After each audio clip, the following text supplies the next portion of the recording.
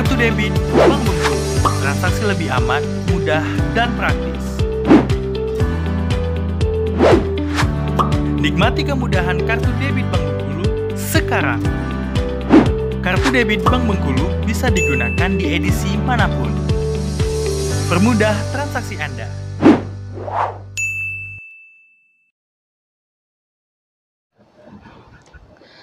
Assalamualaikum warahmatullahi wabarakatuh. Halo adik sanak dimanapun Anda berada, kembali lagi di channel podcast kita, channel Relatif TV, channel yang memberikan informasi, edukasi, dan inspirasi.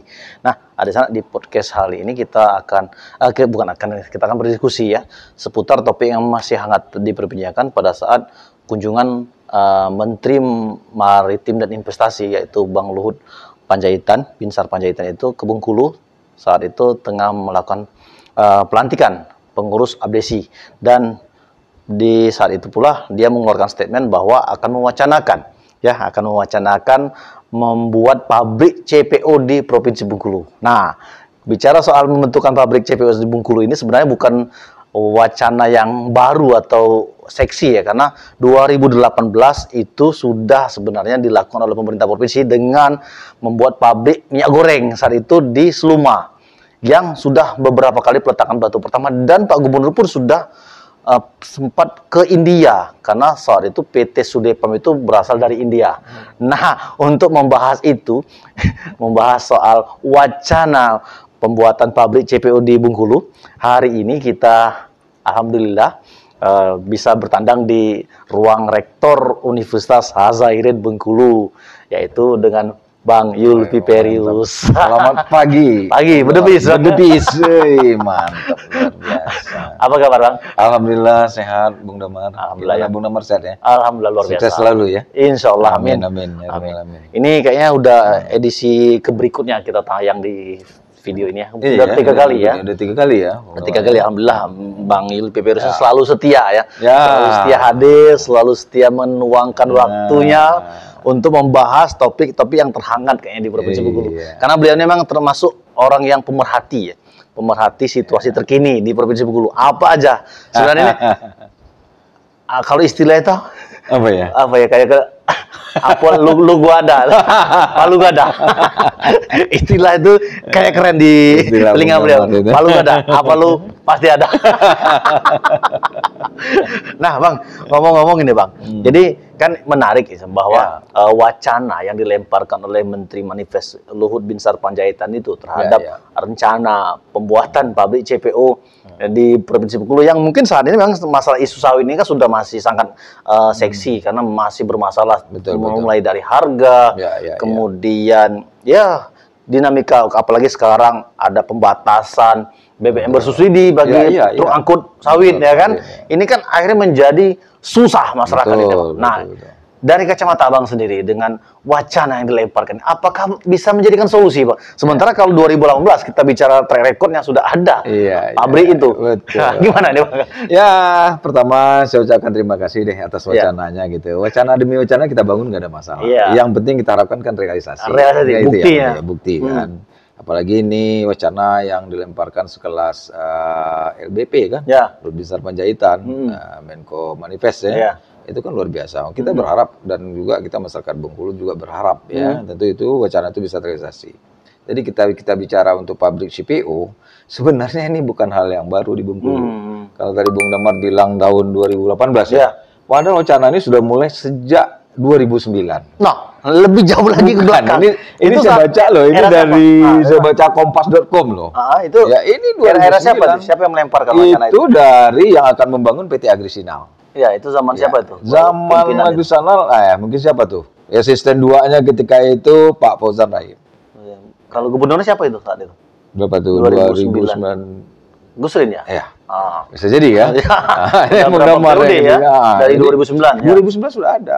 Ketika itu sudah berbicara bagaimana tentang AMDAL-nya ya, kemudian juga lokasi ini dimana ketika itu PT Agrisinal itu sudah ingin mengembangkan kebun kelapa sawit ini di Provinsi Bengkulu ya waktu itu, tapi dengan posisinya daerah situ PT Agrisinal mungkin daerah di wilayah perkebunannya ya. Karena di situ data ketika itu meliputi kebun kelapa sawit kita ada 144.297, sekian hektar. Saat itu luar biasa potensinya kan? Ya. Nah, artinya apa? Wacana untuk membangun pabrik di Bengkulu ini bukan yang baru. Kemudian Bung Damar tadi bilang 2018, ketika kita lagi gencar-gencarnya masalah kawasan ekonomi khusus. KEK. Nah, berbagai macam lah kita lemparkan. Itu kan hal yang biasa. Yang kita pertanyakan kan realisasinya, kan gitu. Oh, ya wacana, demi wacana siapa orang bisa pun. Tapi kan kita berharap wacana sekarang ini bisa terwujud. Itu harapan kita. Gitu ya. Nah, kalau melihat sekarang kan wacana itu kan permasalahannya, wacana itu dimunculkan karena harga Migor sudah naik, kan itu masalahnya kan. Tapi ketika 2009 belum terjadi, jadi kita selalu membuat ketika sudah terjadi itu. Jadi kalau hujan baru siap cari payung. Seharusnya kan kita membaca potensi dari luas lahan, dari produksi TBS ya. Tentu kita sudah berpikir dong. Jangan kita hanya menjual itu dalam bentuk bahan mentah, bentuk CPO, crude palm oil itu kan harus kita udah dipikirkan gitu ya. Artinya menambah nilai tambah. Nah sekarang udah terjadi. Ini kan jangan-jangan nanti pabriknya sesat supaya kan kata Pak Menko, tangki-tangki dikosongkan, CPO ekspor dilupa sih. Kan sesat, jangan program-program sesat lah gitu kan. Nah itu harus continue, harus berkelanjutan. Nah untuk Bengkulu sebenarnya melihat potensi lahan, ada tidak ada masalah harga minyak naik ini, ya sudah sewajarnya. Sudah layak lah. Karena melihat bahan baku, pasokan segala macam sudah melimpah. Nah, wacana ini juga pernah disampaikan loh, Bung Damar. 2000 itu saya perhatikan, saya coba baca ini di Bengkulu Tengah. Artikel itu. Ya, Bengkulu Tengah nih 30 November 2021 udah mengatakan, udah mempersiapkan juga, ya peluangnya itu. Itu malah lokasinya Bengkulu Tengah sudah sudah dijelaskan di mana lokasi nanti untuk Bengkulu Tengah. Karena Bengkulu Tengah area luas kelapa sawitnya 9.374 hektar. Bayangkan. Dan dia sudah melakukan industri hilirnya mana. Nah, dan sudah melihat itu luas tanam sawit itu 2020 tingkat pertumbuhannya 58,44 hektar per tahun di Bengkulu Tengah. Satu kabupaten ya? Satu kabupaten. Nah, di Bengkulu Tengah pasokan yang luar biasa tentang kondisi sawit ini sehingga dia akan berencanakan untuk salah satu meningkatkan PAD-nya. Ya, benar. Nah, sehingga mereka sudah berbicara transportasi, efisiensi pengiriman, listrik, bla bla bla. Sudah bicara, sudah dihitung. Karena menurut perhitungan mereka itu nanti dengan kebutuhan pabrik minyak kelapa sawit di Bengkulu Tengah dengan kapasitas 30 ton TBS, itu membutuhkan investasi sebesar 60,12 miliar. 60,12 miliar. Dan ingat saat itu saya kan sempat meliput Bang. Jadi Lalit Kumar itu PT Sudipam itu, dia akan saat itu kita tanya berapa nilai investasi yang akan diinvestasikan pada saat pembuatan minyak goreng di Seluma. Dia bilang 250 miliaran. Saat itu 2018 kan? 2018. Bahkan ya oleh yang bawa ini Pak Beni Suharto ya. Mungkin kalau Pak Beni Suharto menyaksikan ini mungkin bisa ingat bahwa beliau sudah menyiapkan lahan, menyiapkan gudang segala macam itu sudah menghabiskan perizinan itu udah 4 miliar, Bang. Artinya untuk perizinan sudah 4 miliar ya. Nah, bayangkanlah, berarti sebenarnya ini lagi kita bingung juga. Padahal secara action ini sudah ditunjukkan oleh pihak swasta ya. Nah, kalau kita bicara pandemi, ya kan 2018, masih ada 2019. Tapi ada Bung Damar yang saya ingin ini sedikit saya ini kan. Tadi Bung Damar bilang untuk mengurus izin sudah habis 4 miliar. Iya benar. Bayangkan izin apa aja ya kira-kira sampai 4 miliar gitu ya. Nah ini kita juga nggak tahu. Ini nanti perlu kita cari informasi apa aja nih item-item ya kalau sampai segitu ya. Sampai 4 miliar gitu ya.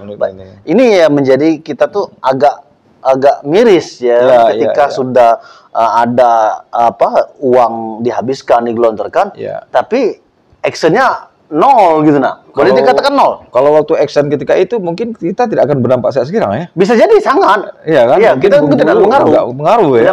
Dengan minyak goreng, apalagi sekarang katanya minyak goreng pakai aplikasi lagi. Nah. Kan katanya mau belanja pakai aplikasi ya. Kayak Pertamina aja. Pertamina aja. Harus ada aplikasi Peduli Lindungi gitu ya. Jadi memang kalau kita pikir ini sudah ya katakanlah terlambat tidak ini Bang. Ketika wacana itu dilemparkan tuh sementara dari 2009 bahkan dari jauh sebelumnya bahkan 2009, 2018, 2021 di Bengkulu Tengah, nah, kan sekarang muncul lagi 2000. Muncul lagi. Kenapa? Karena harga minyak goreng nggak tuntas kan itu ceritanya kan. Presiden ngambil langkah tepat, ganti menteri. Ternyata kena tegur lagi menteri yang baru oleh presiden. Fokus dengan pekerjaan kan gitu ceritanya kan. Ya, jadi kalau ini kan ini kan siklusnya nggak bakal selesai kalau begini. Selesai, ya. Ini presiden punya misi yang jelas, tegas, tapi ini nampaknya di bawah tidak pelaksanaannya tidak berjalan, tidak sesuai dengan harapan Pak Presiden, kan gitu. Kalau harapan nggak mungkin Pak Presiden menegur kan gitu kan beritanya. Nah, ini jadi wacana ini makanya mungkin tentu dinas perkebunan pertanian perkebunan Provinsi Bengkulu tentu sudah punya data existing, berapa luas kebun sawit yang ada di Provinsi Bengkulu, kemudian berapa produksi TBS, sehingga di mana harus kita bangun pabriknya. Kan titiknya kan itu sebenarnya. Sehingga nanti betul-betul ketika seorang investor ingin masuk, jangan sampai ngurus izinnya bertahun-tahun. Iya, bertele-tele. Dipersulit. Terlalu banyak. Akhirnya nggak terwujud. Iya. Kan ini yang kita. Dan mereka juga kan butuh jaminan investasi. Iya. Karena mereka investasinya bukan 1 miliar 2 miliar ya kan. Nilai kita berharap apa yang disampaikan oleh Pak Menko Manifest Pak Luhut, mudah-mudahan ini sebagai proyek nasional. Ya, sama seperti jalan tol kan, harus jadi kan gitu. Makanya jadi. Ditunggu ini sebenarnya gitu ya. Karena selain itu juga memang ini upaya pemerintah daerah juga saya pikir bahwa ketika sudah dilemparkan wacana oleh sekelas menteri, kan Menko loh ya, yang orang kepercayaan Pak Presiden mestinya harus juga mempersiapkan diri, artinya mempersiapkan diri bagaimana menyediakan pasar. Ini nanti kita bisa buat bingung mau jual kemana kan, ini kacau ini kita. Sudah kita produksi, jualnya nggak tahu. Bingung. Makanya kan harus kajiannya secara holistik. Tapi saya yakin lah dengan Pemprov, ketika Pak Luhut menyampaikan wacana, pasti tim-tim ahli dari Pemprov sudah melakukan kajian-kajiannya. Mudah-mudahan kajian-kajian itu dengan indikator-indikator tolak ukur yang pas lah gitu ya. Jangan sampai seperti yang sampaikan Bung Damar, sudah produksi jualnya susah. Atau seandainya pabrik berdiri, tahu kelapa sawit nggak ada yang diremajakan gitu. Atau yang replanting yang bermasalah nggak selesai kan gitu kan. Ya, sehingga pasokan pabrik, dia mungkin juga kalau seorang investor kan dia akan melihat kontinuitas pemasukan bahan baku. Benar. Kan gitu. Benar, ketersediaan bahan bakunya. Iya, benar. Kan bayangkan mendirikan pabrik saja 60 sekian dengan kapasitas 30 ton TBS. Ya kan? Dan kemarin juga sempat juga ini Bang. Ini agak lebih benar lagi. Bahwa dilemparkan oleh Kadin akan bentuk home industry. Jadi dari yang jadi masyarakat tuh bisa membuat mesin sendiri, CPO sendiri. Nah, artinya secara mereka melihat tadi mungkin karena tidak adanya action, jadi kan dari Kadin menginisiasi bahwa mendorong bahwa pelaku-pelaku itu untuk membuat mesin CPO. Sebenarnya tidak sulit kalau kita lihat di beberapa YouTube itu kan tutorial mesin-mesinnya kategori. Tinggal lagi bagaimana disesuaikan dengan skala produksi kan. Kalau untuk skala rumahan ya kan, skala besar untuk ekspor kan. Nah ini sebenarnya penting juga nih Bang. Jadi sudah saatnya semua lini sudah memperhatikan ini. Iya, benar. Tinggal action ya. Benar. Nah, action mulai dari skala kecil, kalau memang Kadin ingin beraction kan sudah pas. Skala rumah tangga dulu kan gitu ceritanya. Kapasitasnya berapa? Kan? Minimal dia belajar untuk memenuhi kebutuhannya dulu. Benar. Seperti kita dulu di dusun misalnya. Nggak ada minyak kan, bikin minyak di kelapa sendiri kan. Nah, ini mungkin dengan ada alat yang canggih mungkin ini bisa ya kan gitu ya. Nah, ini yang jadi perhatian juga. Kita dorong juga kalau seandainya Kadin memang punya rencana yang demikian ya. Nah, mungkin kita bikin dulu pilot projectnya di mana. Kita contohkan dulu gitu. Nah, setelah kita contohkan mungkin orang baru bergerak. Kan masyarakat kita ini ingin bergerak setelah dia lihat kan. Tapi kalau sudah wacana-wacana untuk mendukung itu tentu harus disupport oleh semua pihak. Nah, kalau Kadin mungkin dia punya modal sendiri minimal. Tingkat RT, tingkat RW, tempat domisili masyarakat itu mensupport kan gitu ya. Yang jelas pada prinsipnya kalau kita melihat amati bahwa ya ketika kita sudah memplanning sesuatu, kita harus mempersiapkan pasar. Karena kebanyakan apapun itu, kadang-kadang kita mengajak atau masyarakat pelaku UMKM, kita buat ini. Tapi ketika ditanya pasarnya kemana, kan masyarakat juga bingung, akhirnya masyarakat juga jadi korban akhirnya. Dia rugi, dia sudah mengorbankan waktu, tenaga, pikiran, bahkan biaya. Tapi ketika memasarkan, apa aja, mau pabrik sawit, kalau kita tidak dibuka keran pasarnya, ya juga sia-sia kan? Itu tadi kan program dari Pemprov kan udah jelas nih, dengan membuka interkoneksi transportasi. Nah kita harus dorong nih, tol ini segera diselesaikan nih, oleh pusat. Artinya jangka waktu. Kemudian yang jalan dari mana, yang tembus Lawang kan gitu. Kemudian kalau ini didorong semua, kan jelas ini masuknya. Bangsa pasar ini kan kemana-mana bisa kita lempar sebenarnya. Tapi ketika transportasi susah, nggak lancar, artinya kos produksi kan naik. Benar. Harganya juga mahal juga nanti kan gitu. Nah makanya kita berdoa supaya proyek tol kita cepat selesai. Itu satu contoh ya misalnya. Nah tol ini kan proyek nasional. Jantung lah ya. Jantung ya. Mudah-mudahan nanti dari Pak Luhut ini dijadikan proyek nasional pembentukan kelapa sawit di sini. Ya kan? Mungkin dari, kalau selama ini kalau saya dengar kan misalnya, Mungko mungkin dia akan lebih dekat ke Sumatera Barat, kan gitu ceritanya, ke Bayur kan. Dengan ada sini mungkin kita ke sini. Kemudian pelabuhan-pelabuhan penyangga katanya mau dibikin di daerah Injatama, pelabuhan perantara dulu itu, ya mudah-mudahan bisa terwujud. Kan berapa banyak wacana-wacana dilemparkan oleh, artinya program-program yang dilemparkan oleh provinsi. Tinggal wujudnya yang kita, actionnya kan gitu. Itu yang kita ini kan. Banyak sekali PR besar. Banyak. Tinggal lagi bagaimana menyelesaikan PR itu ya. Ya, dari PR besar itu kan udah jelas. Tujuannya semuanya, siapapun kepala daerah kan mesejahterakan masyarakat. Makanya Pak Gub dengan Wakil Gubernur kan punya 18 program itu kan gitu. Ini kan kita pilih kan program-program mana, ekonomi masyarakat yang mana. Kan gitu ceritanya. Artinya memang kalau dari sisi keterkaitan, ketika kita bicara sesuatu, misalnya wacana pabrik, memang harus matching semuanya, harus termasuk pemasarannya, SDM, ketersediaan SDM, kesediaan bahan baku, kan gitu. Nah kalau nggak matching misalnya sekarang kan kita bisa hitung, tinggal dari sekian hektar tuh sebenarnya usia produktif kebun sawit, kelapa sawit itu sudah berapa persen sih? Kalau memang lain remaja kan. Kalau kita lihat dari jauh kan memang penuh dengan sawit, tapi tingkat produksinya benar. Nah itu analisisnya. Mungkin investor juga akan memperhitungkan di situ ya. Nah mungkin seharusnya kan kemarin ketika Pak Luhut itu merencanakan untuk membangun pabrik, minimal dari pihak-pihak yang berkompeten atau OPD-OPD yang terkait kan sudah harus mempersiapkan semua data. Iya, memaparkan data realnya ya. Data real luas sekian, luas produktif sekian, hasil kemudian produksi sekian. Kan jangan sampai nanti dibangun, tahu-tahu itu tadi nggak ada.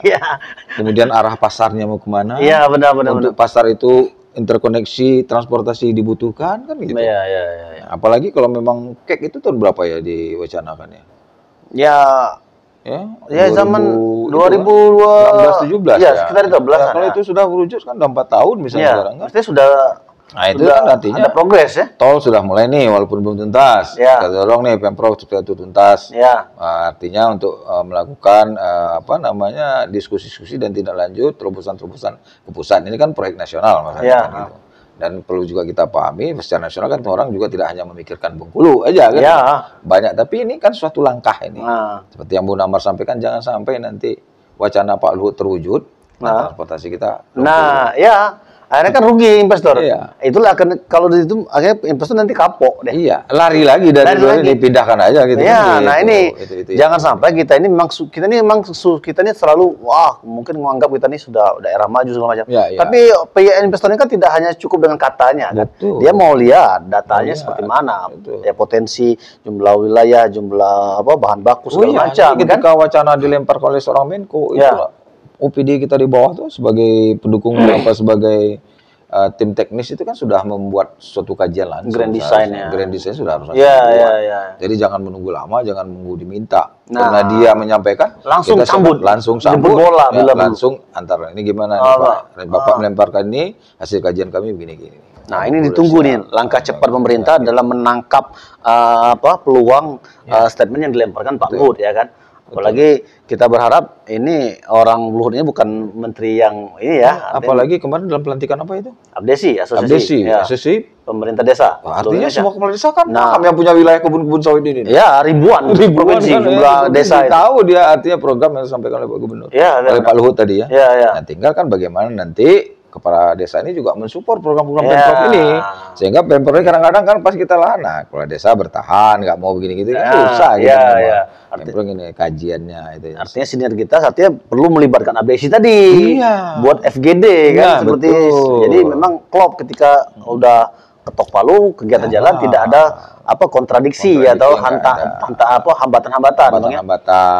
Khususnya mungkin soal perizinan kan? Iya, makanya nanti, kan dari bawah kan harus terlibat. Kan? Jangan hanya mutus di atas ya. Mutus di atas. Ini kan kebanyakan mutus di atas ini. Ya, di bawah bingung. Di bawah bingung. Sementara yang punya lokasi di bawah. Ya. Gitu kan. Jadi memang perlu bahwa ini masukan juga dari Pak Rektor kepada para pemangku kebijakan ya. Untuk melibatkan semua elemen. Melibatkan, lakukan kajian yang komprehensif, tapi jangan makan waktu yang terlalu lama. Gitu. Kenapa saya katakan jangan makan waktu lama, Bung Damar? Sekarang Pak Luhut melemparkan di pertengahan 2022. Ya kan di 2023 program udah jelas. Mau memasuki pesta demokrasi. Ini jangan sampai ini terhambat lagi. Kan gitu. Ini kan semuanya kan penting semua. Kan gitu. Benar. Ini penting semua. Ini harus diperhitungkan. Karena punya waktu efektif lagi itu kan hanya tinggal 365 hari. Ya, apalagi kan yang mewacanakan sekelas menteri, artinya kan menjemput bola, mendorong. Betul. Kalau mungkin dari pemerintah daerah, ya syukurlah kita mungkin bisa memaklumi lah. Kata menteri ini, loh, Bung Damar, ini loh aqua, kan gitu ceritanya dikasih. Masa lu buka keran tutupnya aja nggak bisa, kan gitu kira-kira gitu ya. Logika ya. Masa harus dibukain juga kan gitu. Mau disuapin juga, kan udah terlalu. Mungkin gitu kan kira-kira gitu ya. Sehingga ketika Pak Luhut ya cepat kita tangkap. Nah itu. Artinya kita berikhtiar. Soal hasil itu kan urusan yang terakhir, belakangan. Tapi jangan sampai kita tidak berusaha, kita cerita hasil kan. Artinya ikhtiar dulu yang penting. Persoalan hasil itu berapapun hasil yang kita kalau presentasikan ya namanya juga ikhtiar ya. Tapi kalau kita tidak melakukan apapun hanya sekedar menunggu, jangan harap ya. Ini kan niat baik untuk salah satu mengatasi kondisi saat ini. Kalau saya lihat dari statement Pak Luhut nih di media ini kan untuk mengatasi saat ini. Satu, dibuka keran besar-besar, ekspor CPO kan. Nanti ketika itu dibuka, tangki kosong. Kan gitu ceritanya. Iya kan? Harga di ini akan naik di petani dalam negeri akan naik kan gitu ceritanya. Model yang sedang didesainnya sekarang oleh Pak Luhut itu di pemerintahan pusat ya gitu. Akan katanya Pak Presiden sudah mengiyakan, tapi mengiyakan itu kan biasanya diiringi mungkin apakah dengan keputusan Presiden atau dengan surat edaran Presiden kan gitu himbauannya supaya ini semua jalan. Apalagi kalau kita bicara sawit ini, karena potensi tanaman sawit ini semuanya punya nilai. Cangkangnya, semuanya punya nilai. Lidinya itu kan banyak kan.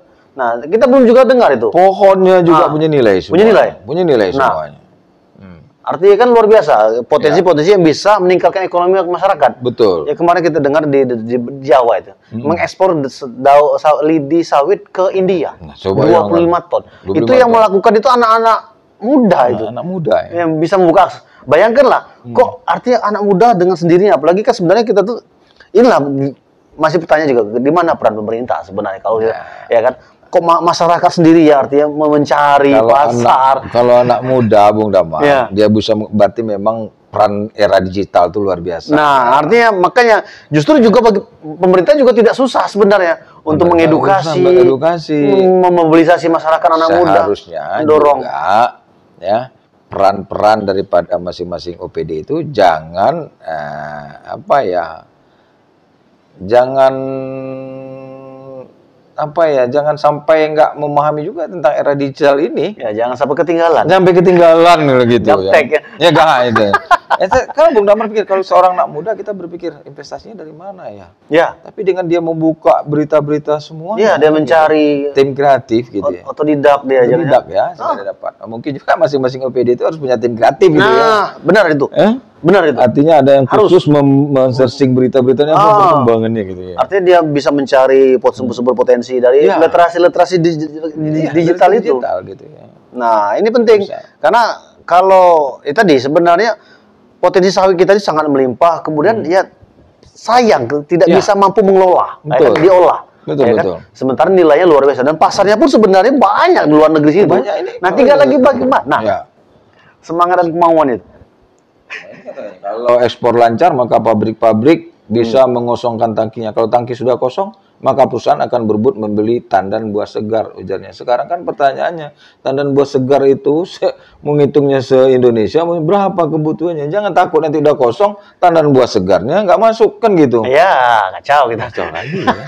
Ini kan jadi masalah. Iya, iya. Atau dibuang keluar semua, akhirnya ujungnya ya harga minyak kita juga tinggi juga akhirnya. Itu kejadian kemarin. Iya kan, jadi kan harus udah pengalaman ini. Jadi jangan menghitung nilai jualnya tanpa menghitung di dalam. Ya, mempertimbangkan kebutuhan dalam negeri. CPO dijual semua. Saya mau bikin minyak gorengnya nanti. Nah, bayangkanlah, karena di situlah artinya secara rencana atau grand design-nya tidak matang sebenarnya. Jadi minyak kita nanti nggak jalan, minyak kita ya. Yang Menteri Perdagangan sekarang minyak kita ya. Minyak kita. Ya, kita nggak jalan nanti. Ya, kalau saya minyak kita ya minyak kletik aja. Ya. Nah, kita bikin sendiri. Ya, benar. Atau yang wacana Kadin tadi ingin membuat seperti home industry, skala rumah tangga. Dan Kadin itu kemarin Bang, dia akan menggandeng PT Rose Brand kalau tidak salah. Jadi di bawah naungan perusahaan. Jadi sebenarnya dari sisi mungkin dari PT Rose Brand akan mengambil mungkin ya, kan bisa jadi. Artinya kan memberdayakan semua lini. Ya. Nanti yang kata Bung Damar tingkat pemasaran susah, ya pokoknya home industry ciptakan aja, nanti urusan pemasaran urusan Rose Brand kan gitu. Ya. Kan? Makanya skema itu tinggal lagi harus diperhatikan secara matang. Betul, harus didukung lah semua lini gitu ya. Jadi memang betul-betul detail. Ya kan? Kerangkanya seperti apa, plan yang nanti kita sudah jadi, terus pasar seperti apa, terus pembinaannya, terus secara kontinuitas produksinya, betul. Terus kualitasnya, ya kan? Ya. Karena kalau tidak kualitas ya, persaingan di luar kan luar biasa. Orang speknya dilihat orang semua. Nah, ada standar airnya berapa apa segala macam kan gitu. Jangan kemudian banyak saja secara kuantitas, tapi kualitas jauh. Kan? Orang luar nggak mau dia beli. Orang luar nggak mau beli nanti kan. Itu juga udah jadi apa lagi nanti kan itu. Kan sayang artinya. Sayang akhirnya. Kuantitas banyak tapi nggak ada kualitas nggak masuk. Pasar nggak masuk kan? Itu. Nah itu ada sana obrolan kita di edisi podcast kita kali ini. Semoga apa yang kita diskusikan tadi bisa memberikan wawasan dan bisa memberikan gambaran sekaligus masukan ya kepada pemerintah daerah yang seharusnya sudah segera memulai menyambut apa yang disampaikan oleh Menteri Manifest kita Bang Luhut Binsar Panjaitan. Karena kalau tidak, ya apalagi dengan waktu yang saat ini sudah boleh dikatakan tahun depan sudah mungkin perhatian orang sudah akan banyak udah cabang-cabang demokrasi lagi ya. Jadi mumpung masih ada waktu, ya ikan cepat ikan gabus lah ya. Lebih cepat lebih bagus. Ya kan? Jangan menunggu. Jangan seperti Jaka Sembung Pak Golok ya. Nah, jangan jadilah catatan 2018, 2009 atau sebelumnya itu 2009, 2018, 2021. Nah, 2021 itu jadikan semacam motivasi karena kita sudah melalui itu, tapi hasilnya kan tidak ada. Kalau kita lihat tadi itu Bung Damar 2009 pihak swasta nih yang ingin mendorong. Ternyata masih urusan AMDAL belum selesai nih kan gitu kan. Itu jadi kajian kan. Kemudian 2018 muncul lagi nih. Sudah investasi sudah bayar. Investasi sudah sampai kata Bung Damar tadi ngurus izin sampai 4 miliar. Nah, izin apanya belum Bung Damar cari itu. Izin itu sampai 4 miliar ini kan. Ini perlu jadi perhatian. Jangan-jangan investor ini karena izin terlalu gede ini ya nggak jadi lagi. Akhirnya makanya gagal ya. Izinnya misalnya sudah mengambilkan kosnya besar, ngurusnya berbelit-belit. Bisa terjadi itu ya. Nah, kemudian yang ketiga 2021 diwacanakan lagi di Bengkulu Tengah yang kapasitasnya 30.000 ton TBS gitu kan. Nah, ini belum jalan. Mungkin karena Covid. Sekarang sekarang Pak Menko Manifest sudah datang, sudah mewacanakan, ya kita tangkap kita lakukan kajian secara holistik sehingga kata Bung Damar tadi saya pinjam istilahnya grand design itu jelas. Jangan sampai minyak ada pasarnya nggak ada kan itu ya. Kan orang ujung-ujungnya kan pasar. Iyalah. Pasar akhirnya ujungnya apa? Duit. Pasar kan gitu. Dan kualitas. Itu. Gitu. Karena persaingan pasar bebas. Ya. Nah, digitalisasi sudah sangat luar biasa sehingga kalau kita tidak memperhatikan itu, ya kita akan ketinggalan. Betul ya kan? sekali. Jadi semoga saja ini bisa menjadi atensi dan kita berharap dan kita akan mendoakan saja para pemangku kebijakan itu bisa serius ya. Kita support ya. Masyarakat sangat mendukung, sangat mendukung karena ini dampaknya akan luar biasa. Oh iya, berdiri pabrik Bung Damar bayangkan. Rekrut tenaga kerja ada berapa juga? Luar biasa, perputaran ekonomi, UMKM jalan semua. Itu. Kita support. Jadi luar biasa. PAD pun ya jangan khawatir. Tinggal kita menyambutnya nih seperti apa. Gitu. Nah, tinggal lagi semangat dan kemauannya mau atau tidak. Ya. Nah, kalau bukan kita, ya siapa lagi? Betul. Ya. Kalau saat ini, kapan lagi? Ya, kalau bukan sekarang, kapan lagi? Ya. Berpis. Nah, oke, Resna, itu dari diskusi kita. Dan di akhir video ini kami ingatkan jangan lupa like, comment, and subscribe. Ya. Semoga tayangan ini kami semakin semangat menyajikan konten-konten yang informatif, edukatif, dan inspiratif. Dan saksikan terus Tongkrongi channel channel ini di video-video berikutnya. Dan video-video yang lebih seru dan menarik dan lebih hangat tentunya akan kita bahas bersama narasumber yang luar biasa. Dan alhamdulillah hari ini sudah luar biasa dihadiri oleh Pak Rektor Universitas Azarian Bengkulu. Nah, terima kasih Pak Rektor. Sama-sama. Nah, semoga sehat selalu. Makasih, Dan jangan bosan-bosan tayang di channel kita ya. Iya, saya dengan doakan diskusi. Bunda Mar sukses selalu. Amin. Menggali selalu. Amin. Memberikan berita-berita yang terimbang dalam memajukan Provinsi Bengkulu. Amin. Oke, kita tutup tagline kita dengan tagline kita. Realita Post TV Channel Berlebis. Kami akhiri wabillahi taufik walhidayah. Wassalamualaikum Assalamualaikum warahmatullahi wabarakatuh.